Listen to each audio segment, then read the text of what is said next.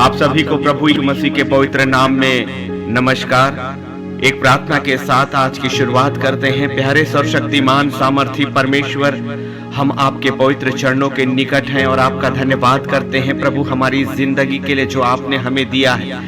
ये आपका अनुग्रह है प्रभु कि हमारी सांसें हमारे फेफड़ों में आती और जाती है।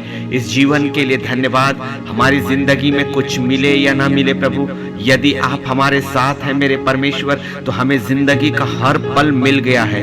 हम अपनी दृष्टि तो उस जीवित परमेश्वर की ओर उठाते हैं जो आकाश और पृथ्वी का करता है। हमारी जिंदगी की हर एक बातें आपके पवित्र सिंहासन के सामने है प्रभु, और आप सब कुछ देखते हैं, क्योंकि मेरा परमेश्वर जिंदा परमेश्वर है। जिसकी आंखें हैं वो हमें निरंतर देखता है, जिसके कान है वो हमारे शब्दों को निरंतर सुनता है, और जिसके हाथ है जो हमें स्पर्श करता है। हम तो अपने जीवते परमेश्वर की ओर दृष्टि उठाते प्रभु जी, आपका धन्यवाद करते इस समय के लिए। हमारी जिंदगी को अपने हवाले रखे प्रभु, आपके पवित्र सामर्थी बाड़े में हम अपने आप को सौंपते हैं यीशु मसीह के पवित्र नाम से। आमीन, आमीन, आमीन।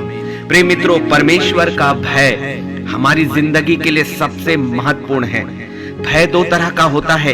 एक भय जो संसार का भय है, जो हमारी जिंदगी को तबाह करता है। एक भय वो परमेश्वर का भय है जो हमारी जिंदगी को आबाद करता है। परमेश्वर का भय मानना बुद्धि का मूल है। इसलिए परमेश्वर के भय का अर्थ हुआ अपने परमेश्वर की संगति में और उसकी आज्ञा में रहना। जब परमेश्वर का भय हमारे मन, हमारे विचारों, हमारे मस्तिष्क, हमारे वातावरण पर होता है, तो परमेश्वर की दृष्टि का हमारी जिंदगी में बने रहना हम कबूल करते हैं और जानते हैं कि हम जो कुछ भी काम कर रहे हैं वो परमेश्वर की दृष्टि के सामने है। इसलिए भजन संहिता 19:9 ये कहता है, यहोवा का भय पवित्र है, वह अनंत काल तक स्थिर रहता है। जब परमेश्वर अनंत काल तक स्थिर है तो उसके भय मानने वाले लोग भी अनंत काल तक स्थिर रहेंगे। अय्यूब 28 उसका 28 कहता है, तब उसने मनुष्य से कहा, देख प्रभु का भय मानना यही बुद्धि है। अर्थात परमेश्वर का भय मानना बुद्धि है। और वचन ये कहता है कि बुद्धि पवित्र आत्मा है और पवित्र आत्मा बुद्धि का मूल है। इसलिए जब आप और मैं उस परमेश्वर का भय मानते हैं तो वो पवित्र आत्मा की सहभागिता को हम अपनी जिंदगी में स्वीकार करते हैं और पवित्र आत्मा को हम अपनी जिंदगी में नियंत्रण देते हैं। और जहां पवित्र आत्मा हमारी जिंदगी में नियंत्रण लेता है, परमेश्वर की उपस्थिति उसके वचन के अनुसार हमारे जीवन में बनी रहती है।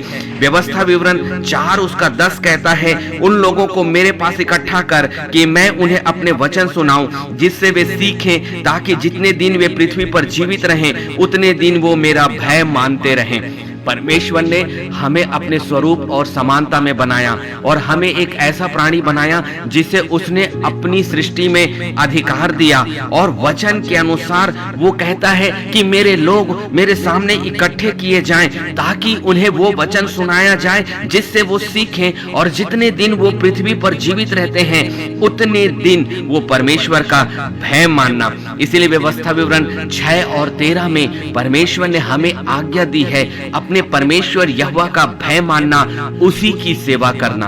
परमेश्वर का भय मानना समस्त सुरक्षा का है। इसलिए सभोपदेशक 12 और उसके 13 में भी खुदावन का कलाम ये कहता है, अंत की बात यह है कि परमेश्वर का भय मान। हमें अपनी जिंदगी में अपने परमेश्वर की नजदीकी में रहना है। इंसान तो इंसान है। आपकी जिंदगी के चारों ओर का वातावरण कितना भी आपके विपरीत हो जाए, चाहे लोग आपकी जिंदगी में आकर आप पर दोष लगाएं, चाहे परमेश्वर की नजदीकी का उपहास उड़ाएं, परमेश्वर का वचन हमेशा इस बात को कहता है कि अंत तक विश्वासी रहना। अंत तक तुम विश्वास पर बने रहो तो तुम जीवन का मुकुट पाओगे। परमेश्वर की भय की आज्ञा परमेश्वर का वचन देता है, और जो वचन परमेश्वर यहोवा के मुख से निकलता है वो कभी भी खाली नहीं गया। इसलिए व्यवस्था विवरण 13 उसके 4 में लिखा है, तुम अपने परमेश्वर यहोवा के पीछे चलना और उसका भय मानना और उसकी आज्ञाओं पर चलना और उसका वचन मानना और उसकी सेवा करना और उससे लिपटे रहना। ये परमेश्वर की आज्ञा है। यदि आप परमेश्वर की आज्ञा पर चलते हैं, निश्चित जानिए कि वो पवित्र आत्मा ही आज्ञा का आत्मा है जब आप आज्ञा का पालन करने लगते हैं, इसका अर्थ ये है कि वो पवित्र आत्मा ने आपके शरीर पर, आपके वातावरण पर अपना नियंत्रण लिया है। यदि परमेश्वर का भय आपके अंदर नहीं, यदि परमेश्वर की समझ आप में नहीं, यदि परमेश्वर की बुद्धि आप में नहीं, जो उसका खुदा है, अर्थात वो खुदा, वो पवित्र आत्मा ही है, यदि वो नहीं तो हम परमेश्वर की संतान भी नहीं ठहराए जाते। इसलिए हम अपने बनाए जाने को और चुने जाने को हम सिद्ध करें। इस संसार में आपको कुछ मिले या ना मिले, यदि खुदावन आपके साथ है, यदि वो पवित्र आत्मा आपके साथ है, तो इस संसार में एक दिन और इस संसार के बाद उस जीवन के लिए, जिस जीवन की प्रतिज्ञा आपके और मेरे यीशु मसीह ने हमेशा के लिए आपसे की है कि मैं जाता हूं ताकि मैं तुम्हारे लिए एक जगह तैयार करूं, उस परमेश्वर का वचन कभी खाली नहीं हुआ। और इसीलिए यूहन्ना 3:16 भी अपने अर्थों में संपूर्ण है कि परमेश्वर ने जगत से, अर्थात आपसे और मुझसे इतना अधिक प्रेम किया कि उसने अपना एकलौता पुत्र दे दिया। और यीशु मसीह का आना इसलिए हुआ कि वो आपके बदले उस ऊंचे सिंहासन के सामने आपके बदले बलिदान हो और उस पवित्र सामर्थी लहू से आपको खरीद ले और आपको मोल ले ले। इसीलिए वचन कहता है कि तुम दाम देकर मोल लिए गए हो और तुम अपने नहीं हो। इसलिए भजन संहिता 22 और 23 कहता है, हे यहोवा के डरवैयो, उसकी स्तुति करो, उसकी महिमा करो और उसका भय मानो। परमेश्वर का भय हमारी जिंदगी का आधार है। परमेश्वर का भय हमारी जिंदगी में पवित्र आत्मा का उपस्थिति को बतलाती है।